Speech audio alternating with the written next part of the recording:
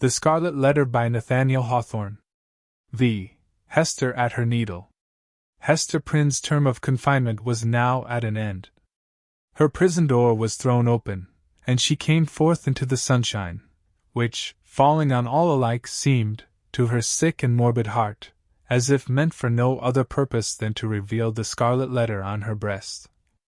Perhaps there was a more real torture in her first unattended footsteps from the threshold of the prison than even in the procession and spectacle that have been described, where she was made the common infamy, at which all mankind was summoned to point its finger.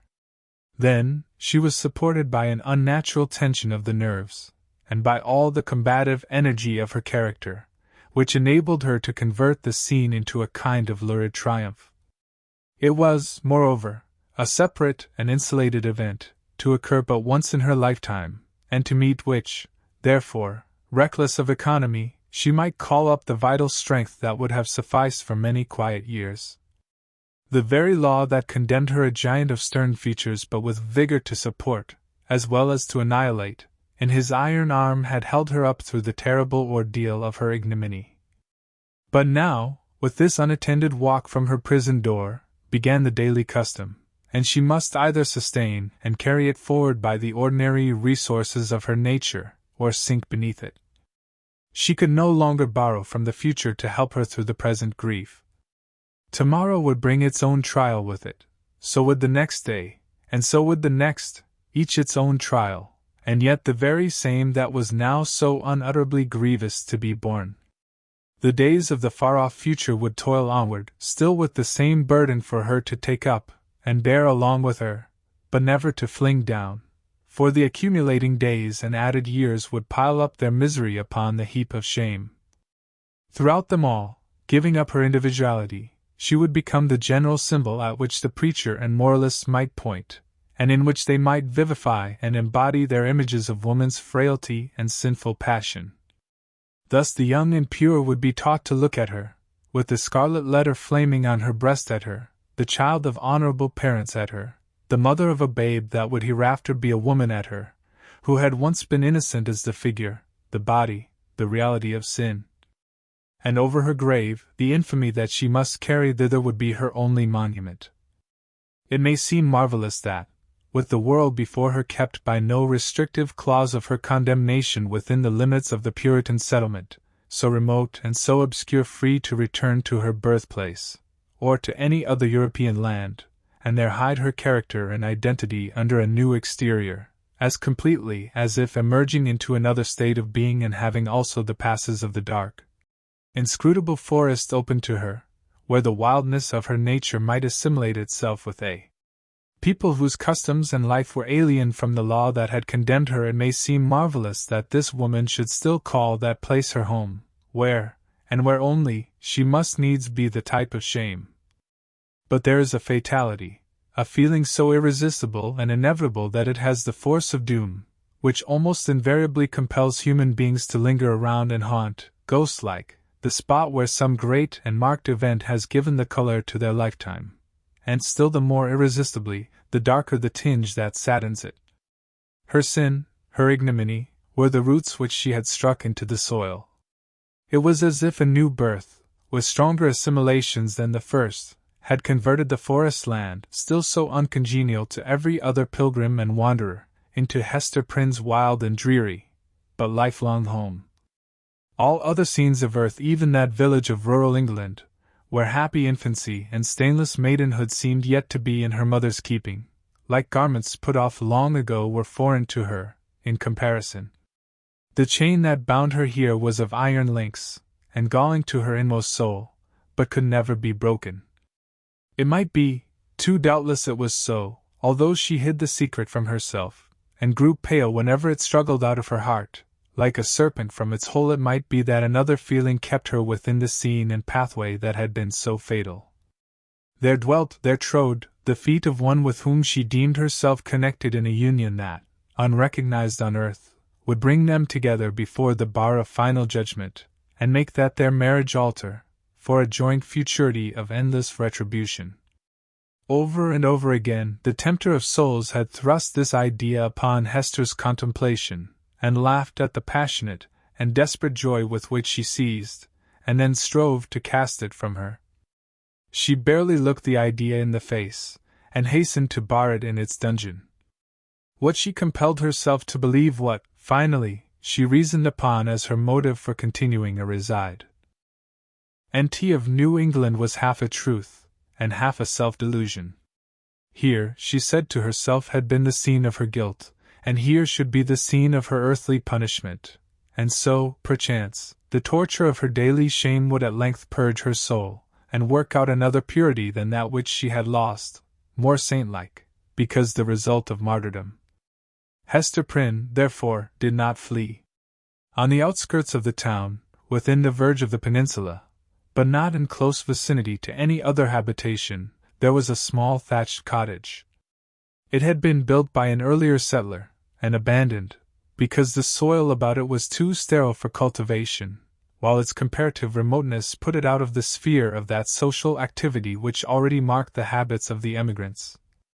It stood on the shore, looking across a basin of the sea at the forest-covered hills, towards the west. A clump of scrubby trees, such as alone grew on the peninsula, did not so much conceal the cottage from view, as seemed to denote that here was some object which would fain have been, or at least ought to be, concealed. In this little lonesome dwelling, with some slender means that she possessed, and by the license of the magistrates, who still kept an inquisitorial watch over her, Hester established herself, with her infant child. A mystic shadow of suspicion immediately attached itself to the spot. Children, too young to comprehend wherefore this woman should be shut out from the sphere of human charities, would creep nigh enough to behold her plying her needle at the cottage window, or standing in the doorway, or laboring in her little garden, or coming forth along the pathway that led townward, and discerning the scarlet letter on her breast, would scamper off with a strange contagious fear. Lonely as was Hester's situation, and without a friend on earth who dared to show himself, she, however, incurred no risk of want. She possessed an art that sufficed, even in a land that afforded comparatively little scope for its exercise, to supply food for her thriving infant and herself. It was the art, then, as now, almost the only one within a woman's grasp of needlework. She bore on her breast, in the curiously embroidered letter, a specimen of her delicate and imaginative skill, of which the dames of a court might gladly have availed themselves, to add the richer and more spiritual adornment of human ingenuity to their fabrics of silk and gold. Here, indeed, in the sable simplicity that generally characterized the puritanic modes of dress, there might be an infrequent call for the finer productions of her handiwork. Yet the taste of the age, demanding whatever was elaborate in compositions of this kind, did not fail to extend its influence over our stern progenitors, who had cast behind them so many fashions which it might seem harder to dispense with. Public ceremonies, such as ordinations, the installation of magistrates, and all that could give majesty to the forms in which a new government manifested itself to the people, were, as a matter of policy, marked by a stately and well-conducted ceremonial, and a sombre, but yet a studied magnificence. Deep ruffs, painfully wrought bands, and gorgeously embroidered gloves, were all deemed necessary to the official state of men assuming the reins of power, and were readily allowed to individuals dignified by rank or wealth, even while sumptuary laws forbade these and similar extravagances to the plebeian order. In the array of funerals, too, whether for the apparel of the dead body, or to typify, by manifold emblematic devices of sable cloth and snowy lawn, the sorrow of the survivors, there was a frequent and characteristic demand for such labor as Hester Prynne could supply. Baby linen for babies then wore robes of state afforded still another possibility of toil and emolument. By degrees, not very slowly, her handiwork became what would now be termed the fashion. Whether from commiseration for a woman of so miserable a destiny, or from the morbid curiosity that gives a fictitious value even to common or worthless things, or by whatever other intangible circumstance was then, as now, sufficient to bestow, on some persons, what others might seek in vain, or because Hester really filled a gap which must otherwise have remained vacant. It is certain that she had ready and fairly requited employment for as many hours as she saw fit to occupy with her needle. Vanity, it may be, chose to mortify itself by putting on, for ceremonials of pomp and state, the garments that had been wrought by her sinful hands. Her needlework was seen on the ruff of the governor, military men wore it on their scarfs, and the minister on his band. It decked the baby's little cap. It was shut up, to be mildewed and moulder away, in the coffins of the dead. But it is not recorded that, in a single instance, her skill was called in to embroider the white veil which was to cover the pure blushes of a bride. The exception indicated the ever-relentless vigor with which society frowned upon her sin. Hester sought not to acquire anything beyond a subsistence, of the plainest and most ascetic description, for herself, and a simple abundance for her child. Her own dress was of the coarsest materials and the most somber hue, with only that one ornament, the scarlet letter which it was her doom to wear. The child's attire, on the other hand, was distinguished by a fanciful, or, we may rather say, a fantastic ingenuity, which served, indeed, to heighten the airy charm that early began to develop itself in the little girl, but which appeared to have also a deeper meaning. We may speak further of it hereafter. Except for that small expenditure in the decoration of her infant, Hester bestowed all her superfluous means in charity, on wretches less miserable than herself, and who not unfrequently insulted the hand that fed them. Much of the time, which she might readily have applied to the better efforts of her art, she employed in making coarse garments for the poor. It is probable that there was an idea of penance in this mode of occupation, and that she offered up a real sacrifice of enjoyment in devoting so many hours to such rude handiwork. She had in her nature a rich, voluptuous, oriental characteristic, a taste for the gorgeously beautiful, which, save in the exquisite productions of her needle, found nothing else, in all the possibilities of her life, to exercise itself upon. Women derive a pleasure, incomprehensible to the other sex, from the delicate toil of the needle. To Hester Prynne it might have been a mode of expressing, and therefore soothing, the passion of her life. Like all other joys, she rejected it as sin.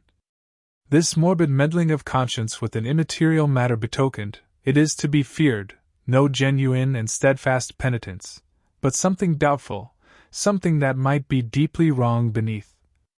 In this manner, Hester Prynne came to have a part to perform in the world. With her native energy of character and rare capacity, it could not entirely cast her off, although it had set a mark upon her, more intolerable to a woman's heart than that which branded the brow of Cain. In all her intercourse with society, however, there was nothing that made her feel as if she belonged to it. Every gesture, every word, and even the silence of those with whom she came in contact, implied, and often expressed, that she was banished, and as much alone as if she inhabited another sphere, or communicated with the common nature by other organs and senses than the rest of humankind. She stood apart from mortal interests, yet close beside them, like a ghost that revisits the familiar fireside, and can no longer make itself seen or felt, no more smile with the household joy, nor mourn with the kindred sorrow, or, should it succeed in manifesting its forbidden sympathy, awakening only terror and horrible repugnance. These emotions, in fact, and its bitterest scorn besides, seemed to be the sole portion that she retained in the universal heart. It was not an age of delicacy, and her position, although she understood it well, and was in little danger of forgetting it, was often brought before her vivid self-perception, like a new anguish, by the rudest touch upon the tenderest spot. The poor, as we have already said, whom she sought out to be the objects of her bounty, often reviled the hand that was stretched forth to succor them. Dames of elevated rank, likewise, whose doors she entered in the way of her occupation, were accustomed to distill drops of bitterness into her heart, sometimes through that alchemy of quiet malice, by which women can concoct a subtle poison from ordinary trifles, and sometimes, also, by a coarser expression that fell upon the sufferer's defenseless breast like a rough blow upon an ulcerated wound. Hester had schooled herself long and well, and she never responded to these attacks, save by a flush of crimson that rose irrepressibly over her pale cheek, and again subsided into the depths of her bosom. She was patient a martyr, indeed, but she forbore to pray for enemies, lest, in spite of her forgiving aspirations, the words of the blessing should stubbornly twist themselves into a curse. Continually, and in 1,000 other ways, did she feel the innumerable throbs of anguish that had been so cunningly contrived for her by the undying, the ever-active sentence of the Puritan tribunal. Clergymen paused in the streets, to address words of exhortation, that brought a crowd, with its mingled grin and frown, around the poor, sinful woman. If she entered a church, trusting to share the Sabbath smile of the Universal Father, it was often her mishap to find herself the text of the discourse. She grew to have a dread of children, for they had imbibed from their parents a vague idea of something horrible in this dreary woman gliding silently through the town, with never any companion but one only child. Therefore, first allowing her to pass, they pursued her at a distance with shrill cries and the utterances of a word that had no distinct purport to their own minds, but was none the less terrible to her, as proceeding from lips that babbled it unconsciously. It seemed to argue so wide a diffusion of her shame, that all nature knew of it. It could have caused her no deeper pang had the leaves of the trees whispered the dark story among themselves, had the summer breeze murmured about it, had the wintry blast shrieked it aloud. Another peculiar torture was felt in the gaze of a new eye. When strangers looked curiously at the scarlet letter, and none ever failed to do so, they branded it afresh in Hester's soul, so that, oftentimes, she could scarcely refrain, yet always did refrain, from covering the symbol with her hand. But then, again, an accustomed eye had likewise its own anguish to inflict. Its cool stare of familiarity was intolerable. From first to last, in short, Hester Prynne had always this dreadful agony in feeling a human eye upon the token. The spot never grew callous. It seemed, on the contrary, to grow more sensitive with daily torture. But sometimes, once in many days, or perchance in many months, she felt a human eye upon the ignominious brand, that seemed to give a momentary relief, as if half of her agony were shared. The next instant, back it all rushed again, with still a deeper throb of pain, for, in that brief interval, she had sinned anew. Had Hester sinned alone? Her imagination was somewhat affected, and, had she been of a softer moral and intellectual fibre, would have been still more so, by the strange and solitary anguish of her life. Walking to and fro, with those lonely footsteps, in the little world with which she was outwardly connected, it now and then appeared to Hester, if altogether fancy, it was nevertheless too potent to be resisted. She felt or fancied, then, that the scarlet letter had endowed her with a new sense. She shuddered to believe, yet could not help believing, that it gave her a sympathetic knowledge of the hidden sin in other hearts. She was terror-stricken by the revelations that were thus made. What were they?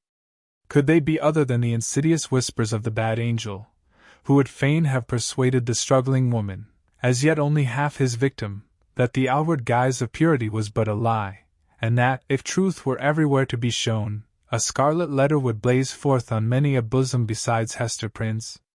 Or must she receive those intimations so obscure, yet so distinct as truth?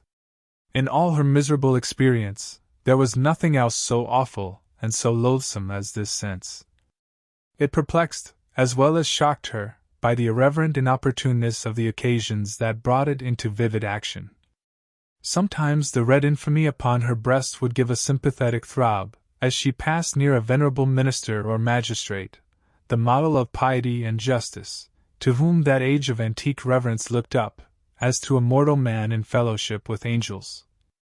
"What evil thing is at hand?" would Hester say to herself. Lifting her reluctant eyes, there would be nothing human within the scope of view, save the form of this earthly saint. Again a mystic sisterhood would contumaciously assert itself, as she met the sanctified frown of some matron, who, according to the rumor of all tongues, had kept cold snow within her bosom throughout life. That unsunned snow in the matron's bosom, and the burning shame on Hester Prynne's, what had the two in common? Or, once more, the electric thrill would give her warning. Behold, Hester, here is a companion!